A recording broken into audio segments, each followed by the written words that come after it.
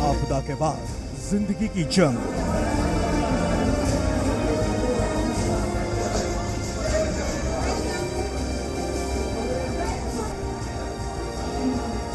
मलबे में तब्दील कई आशियाने,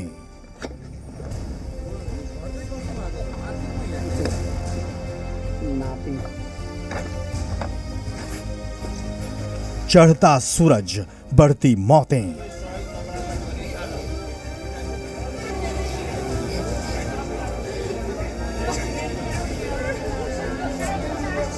नेपाल में आपदा विकराल।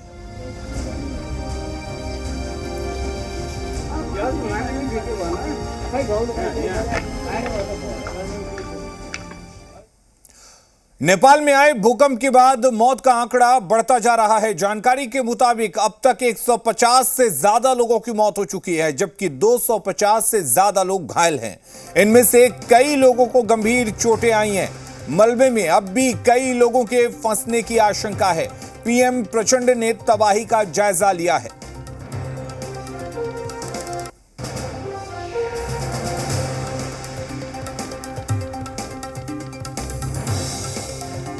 तो आपदा से तबाही मची है और इस तबाही में करीब 150 से ज्यादा लोगों की मौत हो गई है।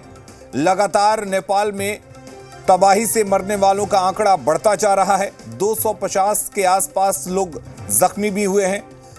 कई लोगों के मलबे में दबे होने की आशंका है। घायलों को अस्पताल में भर्ती कराया गया है और हर तरफ मातम फैला हुआ है।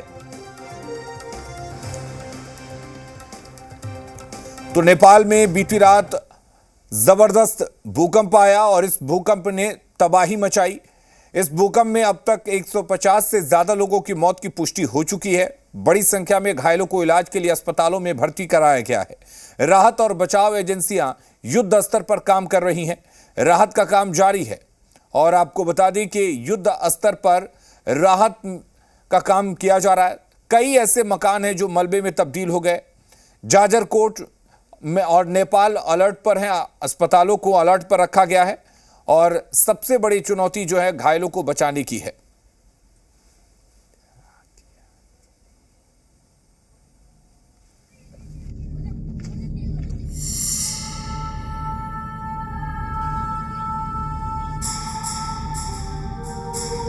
उत्तर पश्चिमी नेपाल में बहुत सारे लोग बीती रात मौत की नींद सो गए।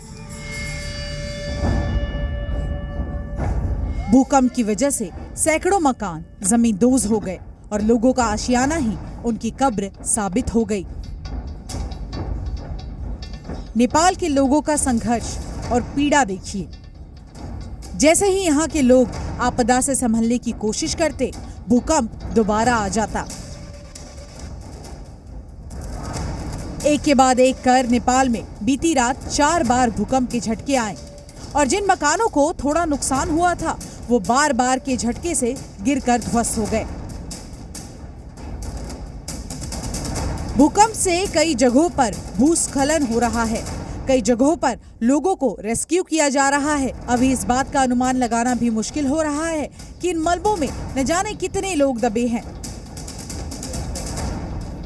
बहुत से लोग अपने घर वालों की तलाश कर रहे हैं। पता नहीं इस मलबे में दबे लोग जिंदा हैं भी या नहीं। रिक्टर स्केल पर भूकंप की तीव्रता 6.4 मापी गई है और जाजरकोट रुकुम में सबसे ज्यादा तबाही हुई है। भूकंप का केंद्र भी जाजरकोट जिले के लामीडांडा इलाके में ही था। जानकारी के मुताबिक धरती के अंदर 17.9 किलोमीटर गहरे में भूकंप का केंद्र था। नेपाल में आई आपदा के बाद राहत का काम जारी है। बचाव और राहत के लिए तमाम सुरक्षा एजेंसियां तैनात है। वहाँ की जो लैंडस्लाइड जो ट्रिगर हो गई है अर्थक्वेक की वजह से, वो काफी एक प्रॉब्लम क्रिएट कर रही है टू रीच। वहाँ पे कुछ विलेजेस, कुछ गांव में पहुंचने में थोड़ी प्रॉब्लम हो रही है। वो जो ऑपरेशन करने के लिए वहाँ पे पहुंचे हैं एंड धीरे धीरे दे आर ट्राइंग टू, वो लोग ट्राई कर रहे हैं एक एक विलेज में पहुंचने का। कम्युनिकेशन लाइन वापस स्टार्ट हो रही है एंड काफी जो इम्पैक्टेड एरियाज है वहाँ पे कम्युनिकेशन लाइन अब रिज्यूम हो गया है। खुद प्रधानमंत्री राहत कर्मियों और डॉक्टरों के साथ प्रभावित इलाकों में हैं।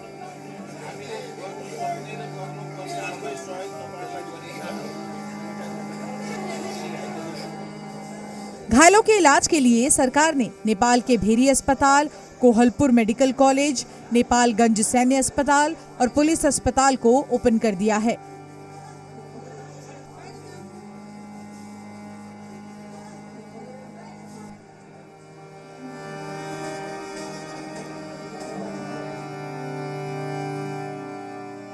नेपाल में सभी हेली ऑपरेटरों को तैयार रहने के लिए कहा गया है।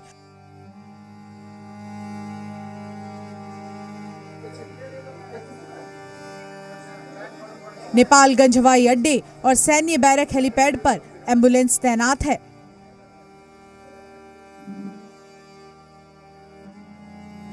नेपाल एक ऐसी मुश्किल का सामना कर रहा है जिसके लिए पहले से ही की गई ऐसी तैयारी जरूरी होती है, जिसे खड़ा करना नेपाल जैसे देश के लिए आसान नहीं है।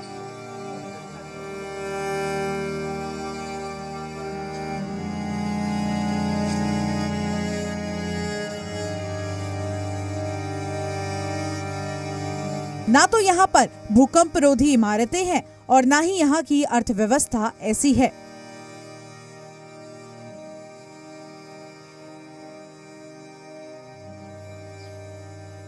नेपाल में आए भूकंप ने 2015 की याद दिला दी है। लोगों की सांसें अटकी हुई हैं। मन में एक आशंका है जो मिटाए नहीं मिटती। न जाने कब नेपाल की धरती फिर से कांप जाए और न जाने कब फिर से कई परिवार उजड़ जाए। काठमांडू से सलोनी के साथ प्रशांत झा, जी मीडिया। नेपाल में खतरनाक